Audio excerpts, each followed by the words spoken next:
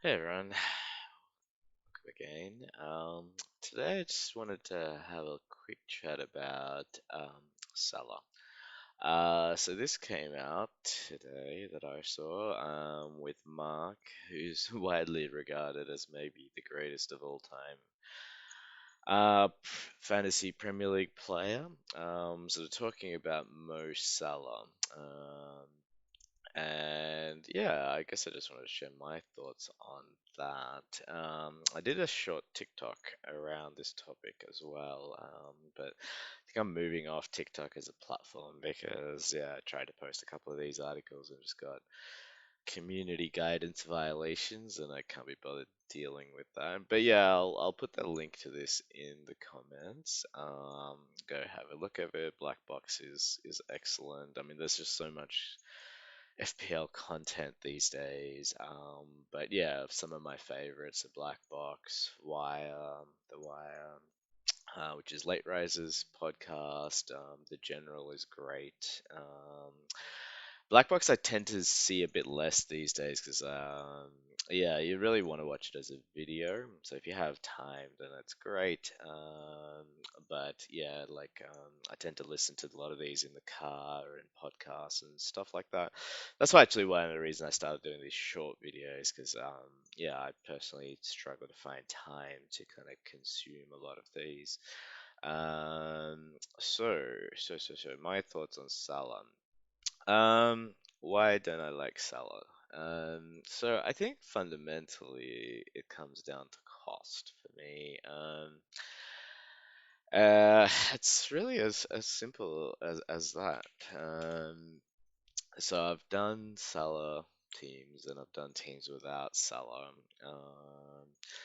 And a lot of it revolves around Jota. So I love Jota. I love what he can do. FML FPL, which is another great podcast if you want to listen to that. Also likes him. I think he has a lot of brace potential. He always looks great. He presses really well. If we had like last season's full detail, you could kind of see that. I've liked him at Wolves. I love him at Liverpool, who's a better team. And when he's fit, I just think he's the player you want. Um, I think he has a lower floor, definitely. He's probably not as consistent as Salah, but I think he has a higher ceiling than Salah. He's definitely a player that can score you those braces, those hat tricks. And he is so much cheaper. I mean, he's 8 million, right, compared to Salah. And to me, like, you don't really need to think a bit more than that. Like, Mark has a lot of stats justifying Salah, and so you should listen to that. But I like stats for this season. I want to wait till about 6 games in and then look at the stats, really. I don't want to spend a huge amount of time on last year's or prior year stats because so much has changed, right? Liverpool has gotten rid of a lot of their midfielders. They've got a bunch of new midfielders where we've got 3 new teams. So we've got teams like Chelsea that's, changed quite a lot. Even the best team in the league, Man City, has sold a bunch of their midfielders like Mahrez and is kind of retooling a little bit. So I think yeah, I think looking at stats for last season can and maybe prior seasons can mislead you on Salah. Um, and he's getting old, right? So he's now 31 years old. Um, so I don't know if you knew that. It's just kind of interesting to me. And in general, if you read sort of footballing theory and like some of the stuff on StatsBomb or 538, the peak age on average is about 28. So I think you would have to say that, Salah is potentially on the decline. And yeah, if you I was reading this article on 538, which is earlier this year about why Liverpool can't, spend its way out of this hole that they're in. I definitely think that, yeah, Liverpool is not the Liverpool of the Mane, Salah, Firmino domination era, right? Their defense is not as good. It's definitely not the Alisson, Van Dijk strong defense. I think this paragraph is good. Liverpool's midfield's a mess, and yeah, they are buying, right? And they might buy more. So that's definitely a something you should keep an eye on as we come into the season. So Liverpool have, um, they've got some good new players. Darwin and Gapco may kick on and kind of live up to their potential. Salah might have another 200 point season. He's had quite a few of those, right? But if you kind of look at the fixtures, I'm not that excited about Liverpool as early fixtures. They've obviously got Chelsea away, who might be renewed. Newcastle had a really good defense last year. From four onwards, those three games look good. All right.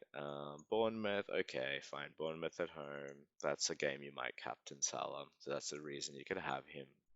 But Haaland's got Newcastle at home, so there'll be a lot of players that sort of captain FPL players that captain Haaland there. So you're kind of taking that bet, which might work out for you.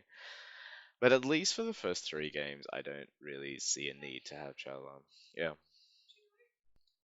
sorry about that. Yeah, so that's why I don't have Salah, and I just think midfield is the place you want to go, right? In terms of investment. I just feel like that's where the sort of the best returns are. Uh, I like this kind of setup of a 3-5-2, and yeah, I really like having the double ups of the players that I want. So I like Saka and Martinelli. I like Fernandez and Rashford, and I'm okay just having Jota.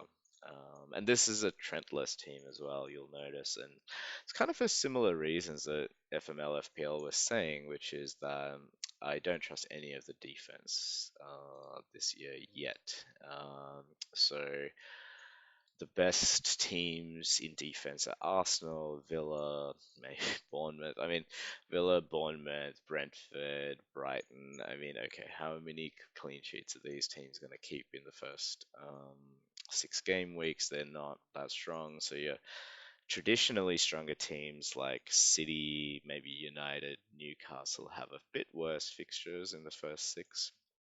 So I'm kind of happy picking like attacking defenders and just kind of rolling the dice on that until like maybe the first wild card, and then you can kind of pick the teams that have a good XGC maybe after the first six or the first 10 game weeks. And I think you're not going to lose a lot of points, right? Like if you don't have a Shaw or if you don't have a Gabriel, like you're probably like you're talking on average 6 points versus two. Like it's a 4 point swing, right? So I don't mind that, and I just like spending the Salah funds in midfield. So yeah, that's my rationale, and I guess counter to Mark. So yeah, let me know what you think. Thanks. Bye.